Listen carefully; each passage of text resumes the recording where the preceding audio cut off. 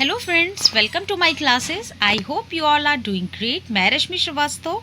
Friends, PYQ series में आज हम नेक्स्ट वीडियो पर बात करेंगे, नेक्स्ट आपके क्वेश्चन पेपर पर बात करेंगे। अगर आपने मेरे पीवाईक्यू सीरीज़ वाले वीडियोस नहीं देखे हैं तो उनका लिंक मैं डिस्क्रिप्शन में दे दूँगी, उसे ज़रूर चेक कर लीजिएगा। वो आपके एग्ज़ाम के लिए बहुत ही बेनिफिशियल होंगे। और अगर आप समीक्षा अधिकारी की तैयारी कर रहे हैं और समीक्षा अधिकारी का री एग्ज़ाम देने जा रहे हैं तो ये वीडियो और ये पीवाईक्यू सीरीज़ आपके लिए बहुत ही ज़्यादा बेनिफिशियल होने वाली है। एक एक जो फैक्ट है, एक एक क्वेश्चन है, उन सब पर हम डिटेल में भी बात करेंगे। और अगर आपने मेरे लास्ट वीडियोस देखे हुए हैं पीवाईक्यू सीरीज़ के, तो वहाँ पर मैंने हर एक क्वेश्चन के साथ आपको याद करने का तरीका भी बताया है। ठीक है, प्रीवियस ईयर क्वेश्चन सिर्फ हमें सॉल्व ही नहीं करने हैं, क्योंकि आप जानते हैं ये हमारे एग्ज़ाम के लिए बहुत ही इंपॉर्टेंट है। तो हमें सॉल्व करने के साथ साथ उसमें ऐसे उसे इस तरीके से याद करना है कि एक एक क्वेश्चन हमारे माइंड में फिक्स हो जाना चाहिए। ठीक है, तो विदाउट वेस्टिंग टाइम हम स्टार्ट करेंगे हमारा आज का क्वेश्चन। आज का क्वेश्चन है, आज का जो वीडियो है उससे रिलेटेड जितने भी इंपॉर्टेंट क्वेश्चंस हैं उन सबको हम इसमें कवर करेंगे। पहला क्वेश्चन है आपका, निम्नलिखित में से कौन सा सही सुमेलित नहीं है। देखिए, यहाँ पर कुछ विदेशी यात्री दिए हैं और उनके भ्रमण करने का वर्ष, यानी कि वो भारत कब कब आए। ठीक है, एक है आपका, ये देखिए चीनी यात्री हैं कुछ दिए हैं। एक है आपके फाहियान 399 से 414 एडी तक, हुएनसांग 629 से 645 एडी तक, इत्सिंग 679 से 695 एडी और अल मसूदी 957। ठीक है, इसमें कौन सा सुमेलित नहीं है। तो देखिए, पहले ही क्वेश्चन में आयोग ने कुछ इसका उत्तर को सी माना था, यानी कि इत्सिंग को माना था। ठीक है, इसमें क्या दे रहा है, कौन सा सुमेलित नहीं है।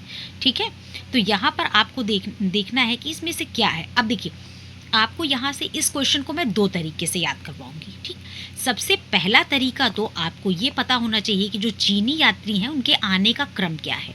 ठीक है, यहाँ पे आप अल मसूदी को हटा दें तो जो चीनी यात्री हैं उनके आने का अक्सर आपसे क्रम पूछता है। मान लीजिए आपको ईयर नहीं पता है, ठीक है, तो आपको ये पता होना चाहिए कि कौन आया। ठीक है, देखिए कभी कभी क्या होता है, ईयर हमें जल्दी से याद नहीं होता है, तो हमें उसका सीक्वेंस पता होना चाहिए। जैसे फांसी हुई, इसका एक शॉर्ट ट्रिक है, फांसी हुई यानी कि फाहियान, फिर सीक्यांग आया, फिर हुएनसांग आया और फिर इत्सिंग आया। ठीक है, इस तरीके से एक तो फैक्ट आपका पूरा हो गया। दूसरा है आपका कौन कब आया। ठीक, अब यहाँ पे आपको सबको याद नहीं करना है, बट आपको कुछ फेमस जो है उन्हें तैयार कर लेना है। जैसे कि फाहियान, फाहियान में ना आ रहा है ना, फाहियान 99, ऐसे करके आप याद कर सकते हैं। जब आपको फाहियान 99 याद हो जाएगा तो 399 से 414 आप अपने आप से आप देखेंगे और लगा लेंगे। ठीक, उसके बाद यहाँ पे देखिए अल मसूदी का क्या दे रहा है, सबका दिया है ईयर। ठीक, अल मसूदी का दे रहा है 915 से 916। ठीक, अल मसूदी थोड़ा सा डिफरेंट है तो इसे देख लेते हैं। एक इसका 915 से 916 दे रहा है और 957 सही है। ठीक है, यहाँ पर दिया जरूर है बट इसका जो रियल आंसर है वो 957 है। तो आपको दोनों माइंड में याद रखना है। और फाहियान को याद करने की ट्रिक भी मैंने आपको बता दी और चीनी यात्रियों का क्रम भी बता दिया। तो आई होप इस क्वेश्चन में आपको ये बहुत मदद मिली होगी। चलते हैं नेक्स्ट क्वेश्चन में। नेक्स्ट क्वेश्चन है आपका, which of the following king और kings were elected chosen directly by the public, यानी कि निम्नलिखित में से किन किन राजाओं को जनता द्वारा प्रत्यक्ष रूप से चुना गया था। यहाँ पे कुछ नाम दिए हैं। पहला है आपका हर्षवर्धन, दूसरा है गोपाल, तीसरा है यशोवर्मन और चौथा है नंदीवर्मन या पल्लववर्मन। चलिए इसका राइट आंसर हम देख लेते हैं। ठीक है, देखिए यहाँ पर दिया है। अब देखिए डिटेल सभी वीडियो में दी होगी बट हमको सारी डिटेल्स नहीं पढ़नी है ना, डिटेल में भी हमें सिर्फ अपने मतलब का लेना है। जैसे कि यहाँ से अक्सर आपसे पाल वंश का शासक पूछता है। ठीक है, पाल वंश का शासक कौन है, गोपाल था। ठीक, तो यहाँ से एक क्वेश्चन तो आपका ये पक्का हो गया, पाल वंश का शासक आपसे हर बार पूछता है। ठीक है, उसके बाद हर्षवर्धन से पूछता है आपसे कि वर्धन वंश का जो प्रतापी शासक कौन था, तो हर्षवर्धन से भी आपको कई बार पूछा गया है आपसे। ठीक है, और हर्षवर्धन से एक चीज़ और जान लीजिए, इनका जन्म हुआ था 591 ईस्वी के लगभग हुआ था। ठीक है, देखिए जो फेमस वाले होते हैं उनसे आपको कुछ एक दो एडिशनल उनसे रिलेटेड जो भी फेमस फैक्ट है उनको याद रखना है। अब चलते हैं हमारे उस क्वेश्चन पर जो कि इसमें पूछा गया है। यहाँ पे पूछा है प्रत्यक्ष रूप से कौन चुना गया था। ठीक, 8वीं शताब्दी के मध्य अशांति और अव्यवस्था से उबकर बंगाल के प्रमुख नागरिकों ने गोपाल नामक एक सुयोग्य सेना नायक को अपना राजा बनाया। गोपाल ने पाल वंश की स्थापना की थी। उल्लेखनीय है कि पल्लव शासक नंदीवर्मन द्वितीय को ही नंदीवर्मन या पल्लव वर्मन के नाम से जाना जाता है। तो यही दो जो हैं आपकी, यानी कि गोपाल और नंदीवर्मन या पल्लव वर्मन, इनको राजा द्वारा प्रत्यक्ष रूप से चुना गया था। ये आपको याद रखना है, ठीक है। चलिए चलते हैं आपके 3rd नंबर के क्वेश्चन पर। यहाँ पर दिया है, निम्नलिखित में से दिल्ली सल्तनत के किस सुल्तान के शासनकाल में शाही महलों में हिंदू देवी देवताओं की पूजा होती थी। देखिए, क्वेश्चन को हमेशा रटना नहीं चाहिए, क्वेश्चन को हमेशा उल्टे और सीधे दोनों तरीके से याद करना चाहिए, ठीक है। अब जैसे यहाँ से आप अभी इसको याद करोगे तो आप आई एम 100% श्योर कि आप इस क्वेश्चन को भूल जाओगे, बट यहाँ पे आपको पूरी डिटेल नहीं पढ़नी है, ठीक। यहाँ पर आपको ये समझना है कि देखिए, मुगलों के समय में आप अकबर को देखते थे, है ना, कि वहाँ पे भी कुछ हिंदू रीति रिवाज, है ना, थे। आपको वहाँ पे भी कुछ ऐसा देखने को मिला। उसी तरह अब बात करते हैं पूरे दिल्ली सल्तनत की, है ना। अब आप इसको ऐसे याद करेंगे कि दिल्ली सल्तनत में कौन था जिसने हिंदू देवी देवताओं की पूजा की थी। तो दिल्ली सल्तनत में भी खिलजी वंश का अंतिम शासक था नसीरुद्दीन खुसरो शाह, ठीक है। इसके शासनकाल में शाही महलों में हिंदू देवी देवताओं की पूजा होती थी और ये हिंदू धर्म से परिवर्तित मुसलमान था, ठीक है। इस तरह से इसे आप याद रखना है। उसके शत्रुओं ने उसके विरुद्ध इस्लाम का शत्रु और इस्लाम खतरे में है के नारे लगाए। उसका शासनकाल भारतीय मुसलमानों द्वारा राजनीतिक सत्ता प्राप्त करने का द्वितीय प्रयास था। देखिए, आपको ज़्यादा कुछ नहीं याद करना, आपको सिर्फ इतना याद रखना है कि दिल्ली सल्तनत में जो खिलजी वंश था वहाँ का एक शासक था नसीरुद्दीन खुसरो शाह, क्योंकि वो पूरा मुस्लिम का जो काल था, ठीक है।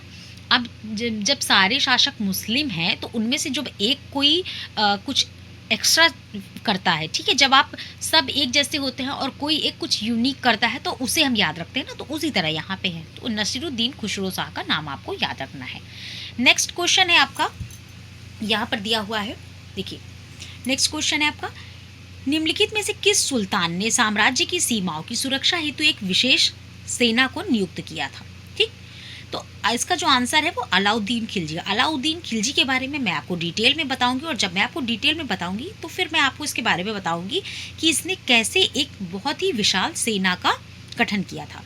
सुल्तान अलाउद्दीन खिलजी ने साम्राज्य की सीमाओं की सुरक्षा के लिए एक विशेष सेना नियुक्त की थी, ठीक है। इसके द्वारा ही उत्तर पश्चिमी सीमा पर बलबन द्वारा बनवाए गए किलों की मरम्मत कराई गई। सभी किलों में स्थायी रूप से सेना रखी गई थी, ठीक है, ताकि जो क्या कहते हैं, इसके समय में ही मंगोल आक्रमणों से राज्य की सुरक्षा की गई थी और सबसे अधिक राज्य का विस्तार भी किया गया था। तो इस तरीके से आपको याद रखना है कि ना, तो विशेष सेना जो नियुक्त की गई थी वो अलाउद्दीन खिलजी के द्वारा की गई थी, ठीक है। अब देखते हैं आपका अगला क्वेश्चन क्या है। अगला है आपका क्वेश्चन नंबर 5। क्वेश्चन नंबर 5 है आपका, मुगल बादशाह द्वारा नियुक्त बंगाल का अंतिम सूबेदार कौन था, ठीक। देखिए, मुगल बादशाह द्वारा नियुक्त बंगाल का अंतिम सूबेदार कौन था। अब यहाँ से आपको 2-3 तरीके से क्वेश्चन मिलेंगे और क्वेश्चंस को आपको समझना होगा।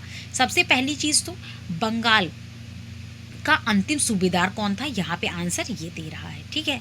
अब इसका जो राइट आंसर है वो है मुर्शीद कुली खां। मुर्शीद कुली खां कौन था, तो मुगल बादशाह फर्रुख शेर द्वारा 1717 में नियुक्त बंगाल का अंतिम सूबेदार मुर्शीद कुली था, और जब बंगाल के नवाब घोषित किए गए तो ये पहला नवाब था मुर्शीद कुली खां, अंतिम सूबेदार और बंगाल का पहला नवाब। इसी के साथ बंगाल के वंशानुगत सूबेदारी शासन की शुरुआत हुई थी। इसने बंगाल की राजधानी ढाका से मुर्शिदाबाद स्थानांतरित किया और 1919 में फर्रुख शेर द्वारा मुर्शीद कुली खां को उड़ीसा क्षेत्र की भी सूबेदारी प्रदान की गई थी, ठीक है। तो इस तरीके से यहाँ पे, और बंगाल, रही बात बंगाल की, तो बंगाल के नवाब पर मैंने आपको बहुत ही बेस्ट ट्रिक दी हुई है, उसका भी लिंक मैं डिस्क्रिप्शन में डाल दूंगी, ठीक है। तो आप उसे भी ज़रूर देख लीजिएगा, आपके एग्जाम के लिए बहुत ही इंपॉर्टेंट है।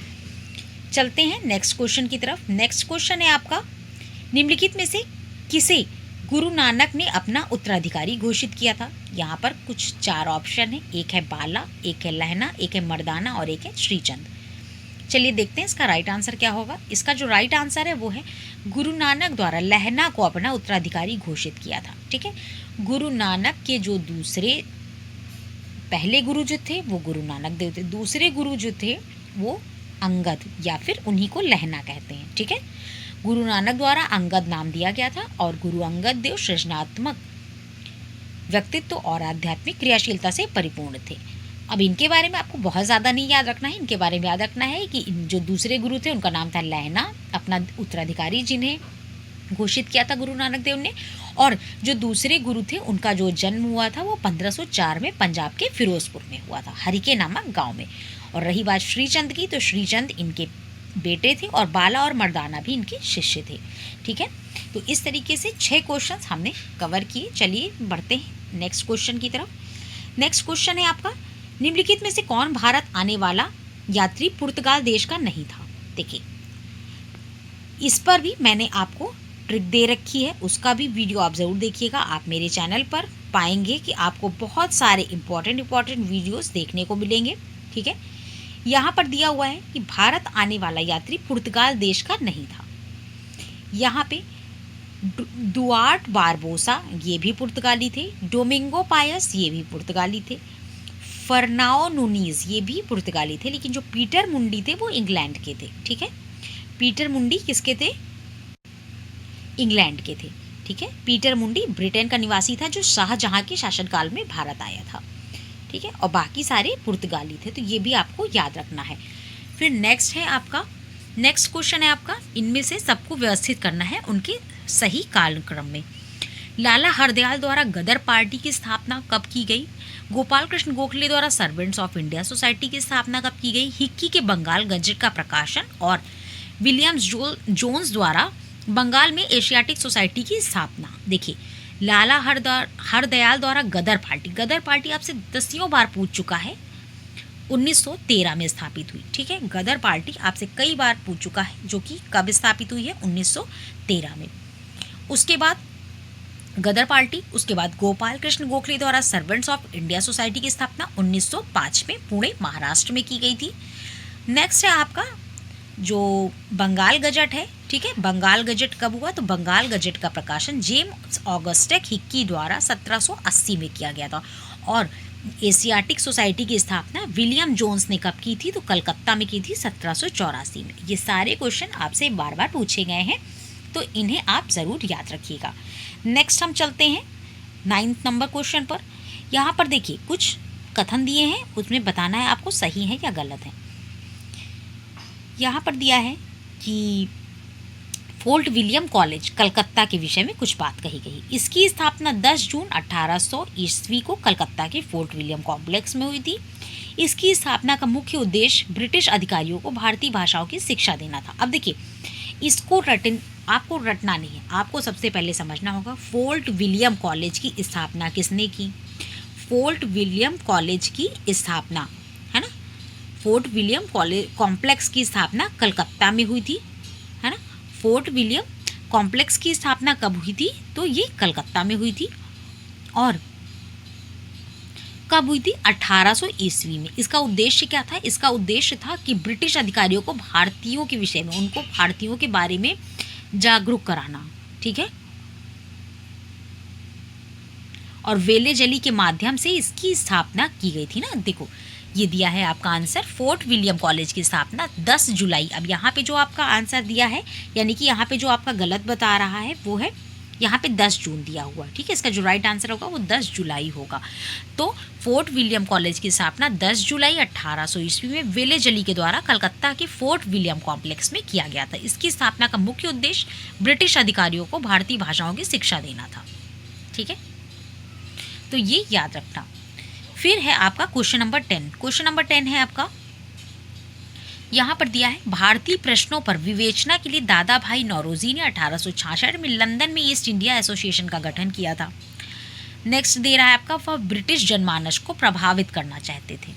ठीक है, वह ब्रिटिश जनमानस को प्रभावित करना चाहते थे। इसका जो राइट आंसर होगा वो क्या होगा? चलिए देख लेते हैं। इसका जो राइट आंसर है वो है सी, यानी कि दोनों सही हैं और RA की सही व्याख्या है। ठीक है, देखिए 1866 में लंदन में ईस्ट इंडिया एसोसिएशन की स्थापना दादा भाई नौरोजी ने की थी, ये बिल्कुल सही बात है।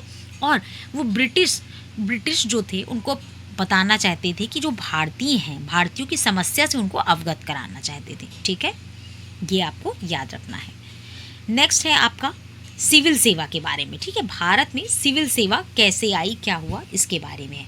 यहाँ पर दे रहा है 1919 में भारतीय सिविल सेवा के लिए एक अधिनियम, अलग से परीक्षा का प्रावधान किया गया जो भारत में होनी थी। और भारतीय सिविल सेवा में 1941 में भारतीयों का प्रतिशत यूरोप वासियों से अधिक था। अब इसमें क्या सही है क्या गलत है? ठीक है, इसमें दोनों आपके सही हैं। 1919 का जो भारत शासन अधिनियम था, ठीक है,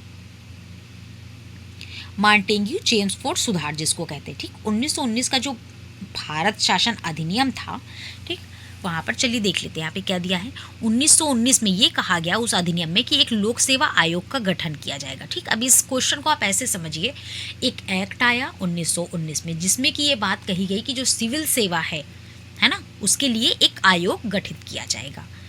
अब बात तब कही गई, लेकिन आयोग का गठन कब हुआ? तो लोक सेवा आयोग का गठन होता है 1926 में।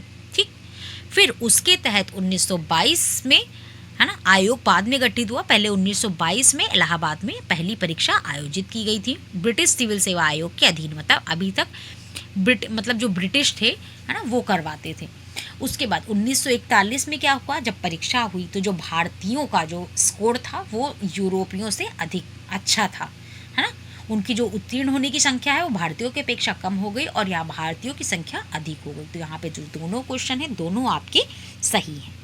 ठीक, चलते हैं नेक्स्ट क्वेश्चन पे। नेक्स्ट है आपका ब्रिटिश उपनिवेशवाद के विरुद्ध भोजपुरी में लोकप्रिय कविता फिरंगिया लिखने वाले कवि का क्या नाम था? इसका आंसर आपको बताना है। मनोरंजन, रंजन प्रसाद, त्रिलोकी सिंह या फिर राजेंद्र पांडे। देखिए, अब इसे आप कैसे याद करेंगे? इनका जो राइट आंसर है वो तो मनोरंजन प्रसाद सिन्हा है। देखिए, आंसर मिल जाना और आंसर का आपके दिमाग में फिक्स हो जाना, ये दो अलग चीज़ें हैं। ठीक है, अब आप इसको याद कैसे करेंगे? हमेशा किसी चीज़ को, जब कोई चीज़ आपको नहीं याद होती है तो उसको हमें क्या करना है, उसका हमें तरीका चेंज करना है। ठीक, अब इसे हम ऐसे याद करेंगे। यहाँ पर क्या दिया है आपको आंसर? यहाँ पर दिया है कि फिरंगिया भोजपुरी कविता थी, इसकी रचना की थी किसने? मनोरंजन प्रसाद सिन्हा ने। ठीक, अब बात यहाँ पे आ रही है 1921 का असहयोग आंदोलन। ठीक, असहयोग आंदोलन कब हुआ था? 1920-21 के दौरान असहयोग आंदोलन गांधी जी के द्वारा किया गया था। ठीक है ना, असहयोग आंदोलन सभी ने मिलकर किया था।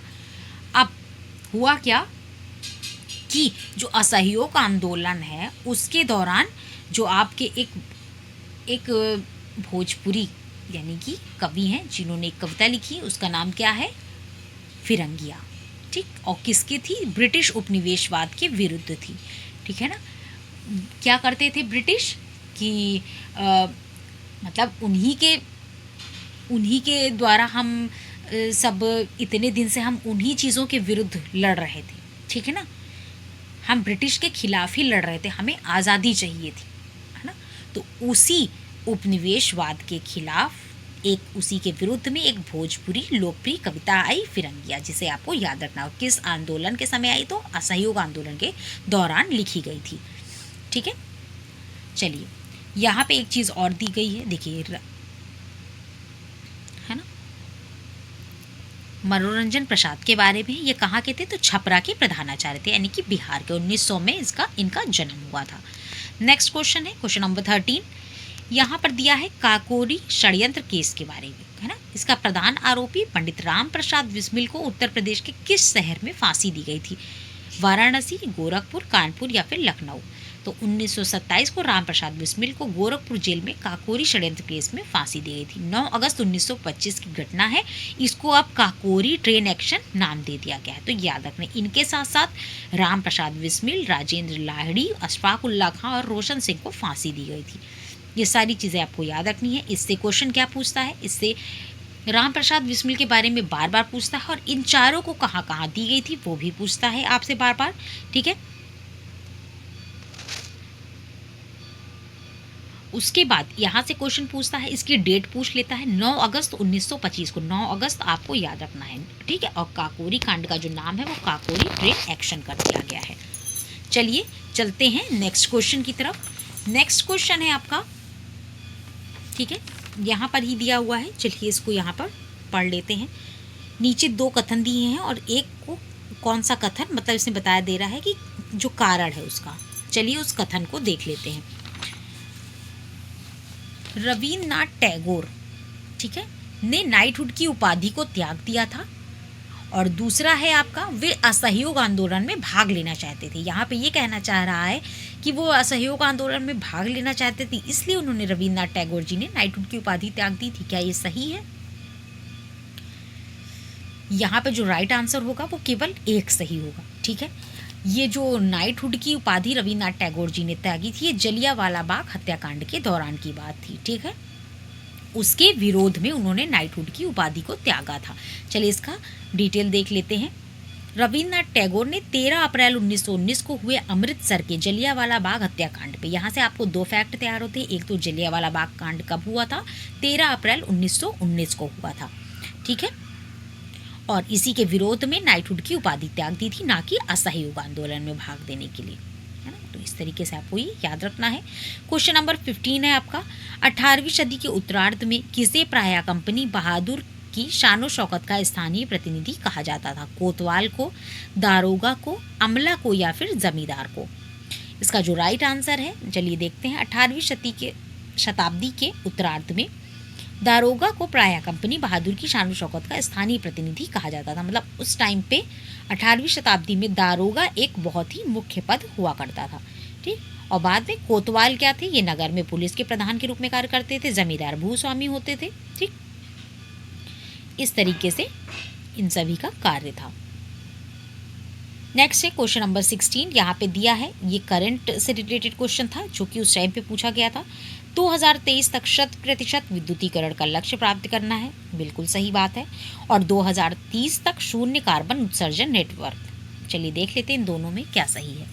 ठीक है, यहाँ पर दिया है कि जो भारतीय रेलवे के संदर्भ में कि रेल मंत्रालय ने 2030 तक भारतीय रेलवे को पूरी तरह से हरित ऊर्जा से संचालित करने का लक्ष्य निर्धारित करने के साथ ग्लोबल वार्मिंग और जलवायु परिवर्तन से निपटने की दिशा में बड़ी पहल की है।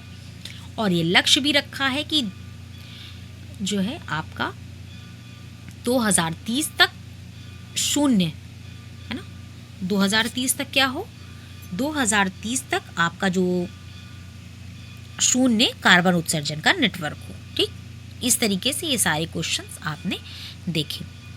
और भारत विश्व का तीसरा सबसे बड़ा रेल नेटवर्क है, ये भी आपको याद रखना है। चलते हैं क्वेश्चन नंबर 17 पे। संस्कृति के 4 अध्याय, ये पुस्तक के लेखक कौन है? संस्कृति के 4 अध्याय, इस पुस्तक के लेखक हैं रामधारी सिंह दिनकर। चलिए इनकी और पुस्तकें भी देख लेते हैं। एक है आपकी रेणुका, हुंकार, रसवंती, सामधेनी, कुरुक्षेत्र, उर्वशी, रश्मिरथी और अन्य रचनाएं। ठीक, इसमें से देखिए, एक तो आपको पता चल गई संस्कृति के 4 अध्याय, इसमें से आपको याद कौन सी करनी है?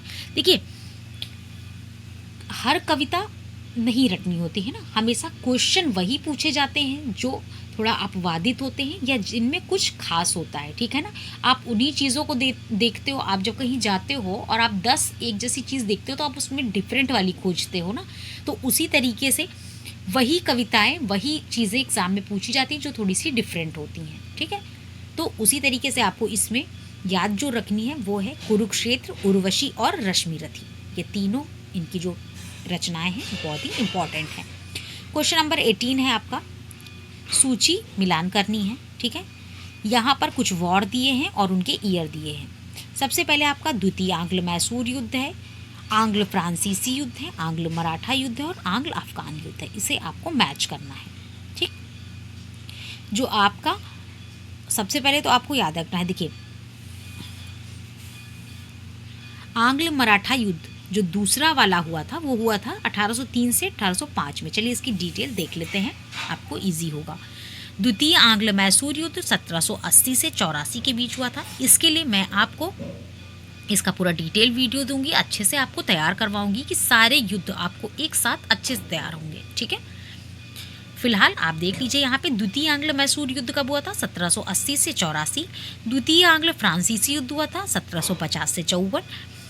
द्वितीय आंग्ल मराठा युद्ध हुआ था 1803 से 5 और द्वितीय आंग्ल अफगान युद्ध हुआ था 1878 से 80। इस तरीके से ये सारे युद्ध हुए थे। नेक्स्ट है आपका क्वेश्चन नंबर 19। निम्नलिखित घटनाओं पर विचार कीजिए और उन्हें कालक्रम अनुसार व्यवस्थित कीजिए। करजन वायली की हत्या, खुदीराम बोस को मृत्युदंड, बाल गंगाधर तिलक द्वारा केसरी समाचार पत्र का प्रारंभ और अल हिलाल जो है अब्दुल कलाम आज़ाद का समाचार पत्र, इसका प्रारंभ कब हुआ? देखिए, सबसे पहले तो चारों आपको नहीं याद हो रहे हैं, कोई दिक्कत नहीं है, ठीक है। आपको हमेशा अगर 4 ऑप्शन दिए हैं तो आपको चारों पढ़ के रट के और चारों में टाइम वेस्ट करने की ज़रूरत नहीं है, ठीक, कि आपने चारों रट लिए और अब आपको एग्जाम के टाइम पे एक भी याद नहीं आ रहा है। तो हमेशा आपको हर उसमें 2 से 3 क्वेश्चंस को पिक करना है, ठीक है। जैसे कि आपसे यहाँ पे जो बार बार पूछा जा रहा है वो है एक आपका बाल गंगाधर तिलक द्वारा केसरी समाचार पत्र, ठीक है। अब यहाँ पर केसरी से मैं आपको कुछ फैक्ट बता देती हूँ। देखिए, इन्होंने बाल गंगाधर तिलक ने 2 समाचार पत्र लिखे थे, एक था मराठा और एक था केसरी, ठीक है। केसरी जो था वो मराठी में लिखा गया था और मराठा जो है वो अंग्रेजी में लिखा गया था। बाल गंगाधर तिलक के 2 समाचार पत्र आपने देखे। अब ये केसरी लिखा कब गया था? तो ये जो आपका केसरी पत्र है ये लिखा गया था 1881 में, ठीक, 1881 में लिखा गया था। फिर अबुल कलाम आज़ाद का बहुत ही फेमस है अल हिलाल, ठीक, आपसे बार बार पूछा जाता है। अल हिलाल ये समाचार पत्र 1912 में लिखा गया था। चलिए इसका डिटेल देख लेते हैं। इसका डिटेल है 1912 में लिखा गया था। करजन वायली की हत्या 1909 में हुई है और खुदीराम बोस को मृत्युदंड 1908 में हुआ। इस तरीके से अगर आपको एक एक पता है तो आप अच्छे से चारों कर पाओगे, ठीक है। अब आपको यहाँ से चारों नहीं याद करने हैं, आपको वो 2-3 याद करने हैं जो अक्सर एग्जाम में पूछे जाते हैं, जिससे कि आपसे कभी भी एक्स्ट्रा क्वेश्चन दे देगा तो आपको अच्छे से याद आ जाएगा। चलते हैं नेक्स्ट क्वेश्चन की तरफ, ठीक है। यहाँ पर कुछ करेंट का क्वेश्चन दिया है तो हम हमारा जनरल स्टडी का क्वेश्चन देखते हैं। क्वेश्चन नंबर 21 है, निम्नलिखित में से कौन सी भारत की सबसे बड़ी मीठे पानी की झील है? ठीक, ये क्वेश्चन बहुत ही पेट क्वेश्चन है और बार बार एग्जाम में पूछा जाता है, ठीक है। वूलर झील, वूलर झील है कहाँ पे? तो ये जम्मू एवं कश्मीर संघराज्य क्षेत्र में स्थित है। ताजे पानी की बृहत्तम सबसे बड़ी झील है और झेलम नदी पर स्थित है। यहाँ से 3-4 क्वेश्चन मिल गए। वूलर है कहाँ पे? जम्मू कश्मीर में है। वूलर कैसी झील है? तो वूलर ताजे पानी की झील है। किस नदी के किनारे है? तो झेलम नदी पर निर्मित है। और कैसी झील का उदाहरण है? तो ये गोखुर झील का उदाहरण है, ठीक है। तो इस तरीके से आपको याद रखना है। कोलेरू झील कहाँ पड़ती है? कोलेरू झील आंध्र प्रदेश में है। सांभर राजस्थान में है। और नल सरोवर कहाँ पर है आपकी? तो ये जो आपकी नल सरोवर है ये आपकी पड़ती है गुजरात में, ठीक है। ये जो नल सरोवर है ये रामसर कन्वेंशन के तहत आर्द्रभूमि भी घोषित किया गया है इसको। तो इस तरीके से हमने चारों को देखा। नेक्स्ट क्वेश्चन है आपका क्वेश्चन नंबर 22। यहाँ पर कुछ जनजातियाँ दी गई हैं, चलिए उसे देखते हैं। तमरिया जनजाति किस राज्य में पाई जाती है? ठीक है, पश्चिम बंगाल, राजस्थान, झारखंड और एमपी। तमरिया जनजाति कहाँ कहाँ पाई जाती है? ठीक, अब देखिए झारखंड में कुछ जनजातियां हैं जिन्हें आपको याद करना है, सारी नहीं याद करनी है, जिसमें कि मुंडा, ओराओं, ये सब झारखंड में आपको पता होगी ना। मुंडा, बिरसा मुंडा जो विद्रोह हुआ था, मुंडा विद्रोह, ये सब झारखंड का है। मुंडा और ओराओं ये झारखंड की है। उसके बाद यहाँ से आपको तमरिया, बिरहोर और पहाड़िया, ये तीनों बहुत ही इंपॉर्टेंट है और याद रखनी है, ठीक है। तमरिया, बिरहोर और पहाड़िया ये तीनों झारखंड की जनजातियाँ हैं और ये आपको याद रखनी है। नेक्स्ट है आपका निम्नलिखित में से कौन सा सही सुमेलित नहीं है? देखिए, मणिकर्ण कहाँ पर है? ये कुछ गर्म झरने, ठीक है, इन्हें बताना है आपको। मणिकर्ण है आपका हिमाचल प्रदेश में। तप्ता पानी आपका ओडिशा में है। वज्रेश्वरी महाराष्ट्र में और नारायणी गुजरात में। देखिए इसका जो राइट आंसर है ऑप्शन नंबर डी, यानी कि डी जो है आपका सही सुमेलित नहीं है। वज्रेश्वरी महाराष्ट्र में है, तप्ता पानी उड़ीसा में है, मणिकर्ण हिमाचल में है, लेकिन नारायणी जो है वो आपका राजस्थान में। इसको अब आप याद कैसे करेंगे? तो जैसे मैंने नीचे आपको दिया है ना, नारायणी में ही उसका जो राज्य है वो छिपा हुआ है, यानी कि राजस्थान। तो इस तरीके से आप कुछ एक तरीके को अपनाकर आप उस पूरे फैक्ट को तैयार कर सकते हैं बिना किसी परेशानी के और बिना टाइम वेस्ट किए। फिर चलते हैं नेक्स्ट क्वेश्चन पर। फ्रेंड्स, मैं आपको बहुत ही इजी वे में बता रही हूँ और बहुत ही ऐसे बता रही हूँ कि मैं बहुत ज़्यादा टाइम आपका नहीं लूँगी, ठीक है। कम समय में आप इस PYQ को सॉल्व कर सकते हैं मेरे इस चैनल के माध्यम से। और अगर अभी आपने मेरा चैनल विजिट नहीं किया है तो आप मेरे चैनल पर विजिट करिए, वहाँ पर आपको बहुत सारे इंटरेस्टिंग वीडियोस मिलेंगे और बहुत सारी शॉर्ट ट्रिक डिटेल वीडियोस के साथ मिलेंगी, ठीक है। चलिए नेक्स्ट क्वेश्चन की बात करते हैं। नेक्स्ट क्वेश्चन है, कुछ मृदा दी गई हैं और उनके राज्य दिए गए हैं, ठीक है। यहाँ पर जलोढ़ मृदा है, काली मिट्टी है, लाल मृदा और मरुस्थली है। देखिए सबसे पहले हमें उसको पिक करना है जो सबसे इजी है, यानी कि मरुस्थली। मरुस्थली एरिया कौन सा है? राजस्थान, ठीक। मरुस्थली मृदा राजस्थान में पाई जाती है। जलोढ़ मृदा, जलोढ़ मृदा आपको ये उत्तर भारत में यानी कि उत्तर प्रदेश के एरिया में देखने को मिलेगी। फिर है आपका काली, काली मिट्टी को काली कपासी मिट्टी भी कहते हैं, ठीक है। इसके कई नाम हैं। इसमें जो पानी को धारण करने की क्षमता सर्वाधिक होती है, ठीक है। तो काली कपासी मिट्टी आपके एग्जाम के लिए भी बहुत इंपॉर्टेंट है क्योंकि बार बार पूछी जाती है। काली मृदा जो है ये कहाँ पाई जाती है? तो ये महाराष्ट्र वाले इलाके में पाई जाती है। उसके बाद जो लाल मृदा है वो आपकी आंध्र प्रदेश में पाई जाती है, ठीक है। इसका राइट आंसर ये रहा। फिर क्वेश्चन नंबर 25 है आपका, नाइजर या राम तिल की फसल एक तेल की फसल है, इसमें बीजों में तेल की मात्रा कितनी पाई जाती है? तो सबसे पहले तो आपको याद रखना है कि नाइजर या फिर राम तिल की जो फसल है वो कहाँ पर पाई जा रही है? तो सर्वाधिक इथोपिया, भारत, नेपाल में इसका जो है उत्पादन होता है, यानी कि इसको उगाया जाता है। इसमें जो तेल की मात्रा होती है ना, कुल मात्रा जो बीजों में वो 37 से 47% तक होती है ना। इसमें प्रोटीन होता है, फैटी एसिड होता है, लिनोलिक एसिड भी अच्छा स्रोत है इसमें, ठीक है। तो इस तरीके से कुछ 2-3 फैक्ट भी आपको याद रखने हैं। क्वेश्चन नंबर 26 है आपका, यहाँ पर कुछ फसलें दी हैं और उन्हें कैसे, है ना, कौन सी पहले लगानी है कौन सी बाद में, ये दिया गया है। चलिए देख लेते हैं। यहाँ पर दिया है सही चुनना है आपको, यानी कि गहरी जड़ों वाली फसलों के बाद उसी तरह की फसल उगानी चाहिए। नेक्स्ट है आपका फलीदार फसल के बाद बिना फली वाली उगानी चाहिए, ठीक। तो अब इसका जो राइट आंसर होगा वो क्या होगा? तो इसका जो राइट आंसर है ऑप्शन नंबर बी, यानी कि केवल दूसरा। इसका जो डिटेल दिया है चलिए उसको देख लेते हैं। फसल चक्र सिद्धांत के अनुसार उत्तम फसल उत्पादकता प्राप्त करने के लिए निम्न पद्धतियों को अपनाया जाता है, यानी उथली जड़ के बाद गहरी जड़ों को उगाया जाता है, फिर फलीदार फसलों के बाद बिना फली वाली को उगाया जाता है, फिर अधिक जल की आवश्यकता वाली के बाद कम जल की आवश्यकता वाली फसलों को उगाना चाहिए। तो ये इसका सही क्रम है, ठीक है। चलते हैं नेक्स्ट क्वेश्चन की तरफ। क्वेश्चन नंबर 27 है, यहाँ पर कुछ घटनाएं दी हैं, उनको क्रम से व्यवस्थित करना है। देखिए हम प्रीवियस ईयर क्वेश्चन इसीलिए सॉल्व करते हैं कि हमको डिफरेंट तरीके के क्वेश्चंस का आइडिया मिल सके, ठीक है। और इसका भी वीडियो मैं डिस्क्रिप्शन में इसका लिंक दे दूंगी। इसका भी वीडियो पे मैंने आपको बहुत ही बेहतरीन शॉर्ट ट्रिक दी हुई है, जिससे कि आज के बाद आप कभी नहीं भूलोगे कि चीनी उद्योग सबसे पहली बार कब स्थापित हुआ था, इसका कारखाना कहाँ पर स्थित है, या फिर जूट मिल कब प्रारंभ हुई थी, स्टील का पहली बार उत्पादन कहाँ हुआ, और कपड़ा मिल का, ठीक। यहाँ पर इसका आंसर हम देख लेते हैं और उसका लिंक मैं डिस्क्रिप्शन में डाल दूंगी, आप वीडियो ज़रूर देख लीजिएगा। यहाँ पर है, भारत में पहली बार सूती कपड़ा मिल की स्थापना 1854 में की गई थी, ठीक है।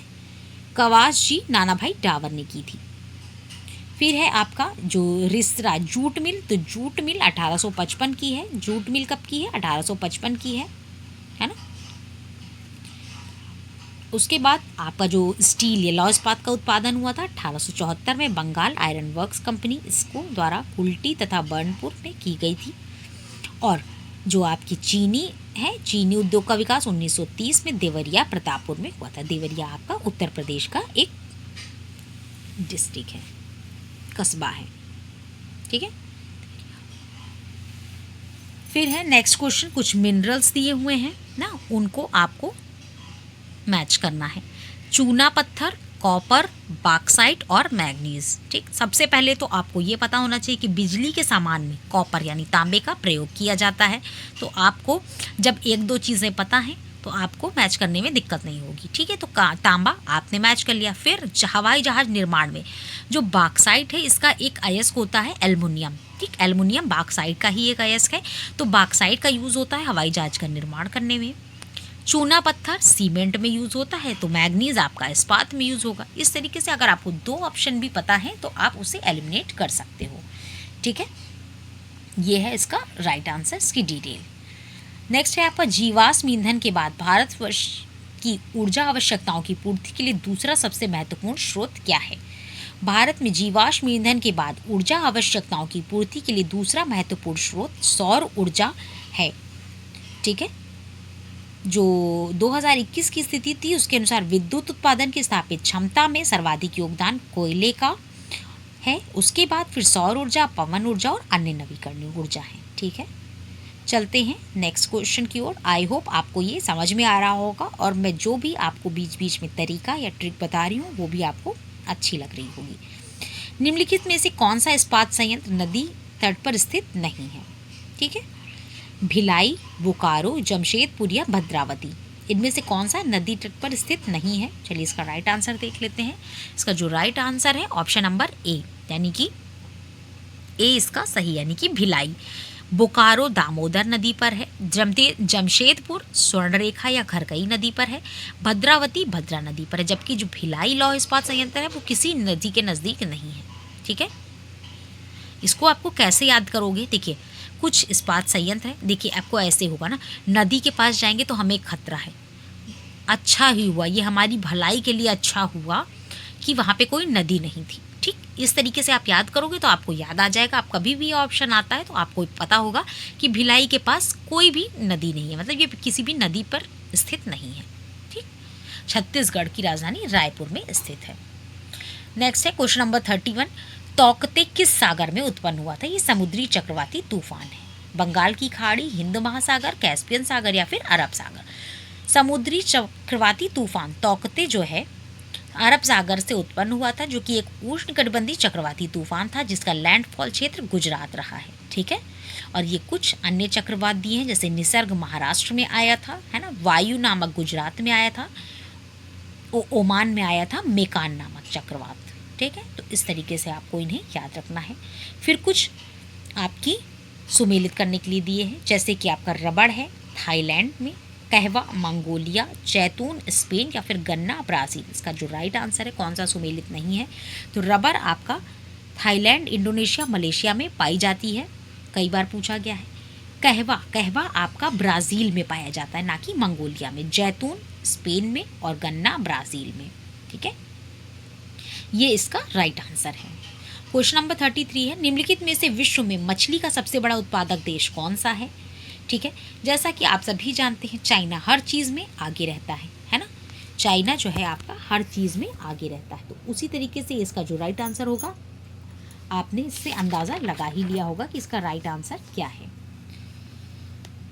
ठीक है, तो जो इसका राइट आंसर है, FAO द्वारा जारी the state of world fisheries and aquaculture report 2020 के अनुसार विश्व का सबसे बड़ा मछली उत्पादक राज्य चीन है, जो विश्व में कुल मछली उत्पादन का 35% हिस्सा अकेले उत्पादित करता है। ठीक है, वहीं अगर हम भारत की बात करते हैं तो भारत के राज्यों में सबसे जो फर्स्ट स्थान पर है वो है आंध्र प्रदेश, फिर पश्चिम बंगाल और फिर गुजरात है। ठीक है, क्वेश्चन नंबर 34 की तरफ चलते हैं। क्वेश्चन नंबर 34 है आपका, निम्नलिखित में से किस देश में उसकी कुल ऊर्जा आवश्यकता का 99% जल विद्युत से प्राप्त होता है? यहाँ पे न्यूजीलैंड, स्विट्जरलैंड, नॉर्वे या फिर ब्राज़ील। इसका जो राइट आंसर है वो है नॉर्वे। नॉर्वे देश अपनी कुल ऊर्जा आवश्यकता का लगभग 99% जल विद्युत से प्राप्त करता है, जबकि चीन विश्व में सर्वाधिक जल विद्युत का उत्पादन करता है। ठीक है, ये आपको याद रखना है। क्वेश्चन नंबर 35 है आपका, वादे की भूमि किसे कहते हैं? वादे की भूमि किसे कहते हैं? तो इसका जो राइट आंसर है वो है आपका डी, यानी कि मिंडानाओ द्वीप। मिंडानाओ द्वीप वादे की भूमि के रूप में जाना जाता है। दक्षिण पूर्वी एशिया के फिलीपींस देश की दक्षिणतम व दूसरा सबसे बड़ा द्वीप है फिलीपींस, है ना। फिलीपींस की राजधानी मनीला है। क्यूबा कैरेबियन सागर में स्थित है द्वीपीय देश। हवाना इसकी राजधानी है। तो इस तरीके से इसका जो राइट आंसर है वो मिंडानाओ है। मिंडानाओ को क्या कहते हैं? वादे की भूमि कहते हैं। क्वेश्चन नंबर 36 है, किस देश के साथ भूमि साझा नहीं करता है Indonesia? Brunei, Timor Leste, Malaysia या फिर पापुआ न्यू गिनी। ठीक है, इसका जो राइट आंसर है वो आपको देना है। बताइए इसका राइट आंसर क्या होगा? देखिए, जब आप एक बार मैप देख लेंगे तो आपको सारे आंसर अपने आप पता चल जाएंगे। ठीक है, चलिए इसके राइट आंसर की तरफ चलते हैं। ब्रुनेई की सीमा इंडोनेशिया से नहीं लगती है, जबकि ब्रुनेई 3 तरफ से मलेशिया से, एक तरफ से समुद्र से घिरा हुआ है। ठीक है, मलेशिया, पापुआ न्यू गिनी तथा तिमोर लेस्ते इंडोनेशिया के साथ सीमा साझा करते हैं। उपयुक्त सभी देश दक्षिण पूर्वी एशिया में स्थित द्वीपीय देश हैं। तो जो इसका राइट आंसर है ऑप्शन नंबर ए, यानी कि ब्रुनेई जो है इंडोनेशिया के साथ सीमा साझा नहीं करता है। क्वेश्चन नंबर 37 है आपका, निम्नलिखित में से कौन सा पोलिनेशिया द्वीप का भाग नहीं है? टोंगा, तुवालू, ताहिती और तीनियन, ये सब देश हैं। ठीक है, इनमें से कौन सा है जो पोलिनेशिया द्वीप समूह का भाग नहीं है? चलो इसका राइट आंसर देखते हैं। इसका जो राइट आंसर है तीनियन पोलिनेशिया द्वीप समूह का भाग नहीं है। ठीक है, वहीं पोलिनेशिया द्वीप में प्रशांत महासागर में, मेलेनेशिया और माइक्रोनेशिया द्वीपों के पूर्व में फैला हुआ है। ठीक है, पोलिनेशिया 1000 से भी अधिक द्वीपों का समूह है। इसमें द्वीपों की हवाई, सामोआ, टोंगा, तुवालू, ताहिती आदि शामिल हैं। ठीक है, इस तरीके से ये आपको याद रखना है। क्वेश्चन नंबर 38 की तरफ चलते हैं। यहाँ पर कुछ देश दिए हैं, उनकी राजधानी दी है। ठीक है, जैसे एंटीगुआ और बारबुडा। एंटीगुआ बारबुडा की राजधानी सेंट जॉन्स दी हुई है, जबकि डोमिनिका की राजधानी है सेंटो डोमिंगो। अल सल्वाडोर की दी है सल सल्वाडोर और बहमास की नसाउ। ठीक, इसमें जो सही आंसर कौन सा नहीं है आपको बताना है। इसका जो राइट आंसर है ऑप्शन नंबर बी। ठीक, एंटीगुआ और बारबुडा की राजधानी है सेंट जॉन्स। डोमिनिका की रुसाऊ है, ना कि सेंटो डोमिंगो। अल सल्वाडोर की सन सल्वाडोर है और बहामास की राजधानी नसाउ है। ठीक है, तो इस तरीके से देश और राजधानी भी आपको याद रखनी है। क्वेश्चन नंबर 39 की ओर चलते हैं। 2011 की जनगणना के अनुसार अनुसूचित जनजाति के संदर्भ में निम्नलिखित राज्यों का आरोही क्रम क्या होगा? ठीक है, देखते हैं। अरुणाचल प्रदेश, मेघालय, नागालैंड, मिजोरम, या फिर बी है मेघालय, अरुणाचल, नागालैंड, मिजोरम, या फिर अरुणाचल, नागालैंड, मेघालय, मिजोरम, और या फिर अरुणाचल प्रदेश, मिजोरम, नागालैंड और मेघालय। तो जो इसका राइट आंसर है वो है ऑप्शन नंबर टी, यानी कि 2011 की जनगणना के अनुसार अनुसूचित जनजाति के संदर्भ में आरोही क्रम इस तरीके से है। ठीक है, अरुणाचल प्रदेश, मिजोरम, फिर नागालैंड और फिर मेघालय। ठीक है, आयोग ने बल्कि सही उत्तर ए को माना है, बट इसका जो राइट आंसर है ऑप्शन नंबर डी है। इस पे कंफ्यूजन है तो आप इसे एक बार देख लीजिएगा, चेक कर लीजिएगा। ठीक है ना, देखिए PYQ सॉल्व करने में आप किसी भी बुक में देखते हैं कि कुछ ना कुछ मिस्टेक या तो प्रिंट में हो जाती है, या है ना किसी भी तरीके से, तो 1 से 2 बार आपको भी चीज़ों को वेरीफाई कर लेना है ना। 1-2 बुक से आपको उन्हें देख लेना है कि कौन सा क्वेश्चन सही है और कौन सा गलत। चलिए चलते हैं नेक्स्ट क्वेश्चन पर। क्वेश्चन नंबर 40 है आपका, निम्नलिखित भारतीय नगरों में मलिन बस्तियों का प्रतिशत 2011 की जनगणना के अनुसार सबसे कम रहा। कहाँ पर? अहमदाबाद, जयपुर, लखनऊ या फिर बेंगलुरु में। इसका जो राइट आंसर है ऑप्शन नंबर ए, यानी कि अहमदाबाद। वर्ष 2011 की जनगणना के अनुसार दिए गए विकल्पों में से सबसे कम मलिन बस्तियों का प्रतिशत अहमदाबाद में है। यहाँ लगभग 4.49% आबादी झुग्गी झोपड़ियों में रहती है। जयपुर में 10%, लखनऊ में 12% और बेंगलुरु में 8% आबादी मलिन बस्तियों में निवास करती है। ठीक है, इस तरीके से क्वेश्चन नंबर 40 तक हमने PYQ सॉल्व किए। इस वीडियो में इतना ही। आई होप आपको कुछ तरीका, कुछ ट्रिक्स पसंद आई होंगी, और अगर आपको मेरा PYQ सॉल्व करने का ये तरीका समझ में आ रहा है, अच्छा लग रहा है, तो मेरे इस चैनल को सब्सक्राइब करिए, लाइक करिए और कमेंट्स करिए। आपको जो भी चीज़ें नहीं समझ में आ रही हैं, कोई भी कन्फ्यूजन है, आप कमेंट करके पूछ सकते हैं। ठीक है, तो आगे का जो पेपर है नेक्स्ट वीडियो में सॉल्व करेंगे। तब तक के लिए टेक केयर, मिलते हैं नेक्स्ट वीडियो में।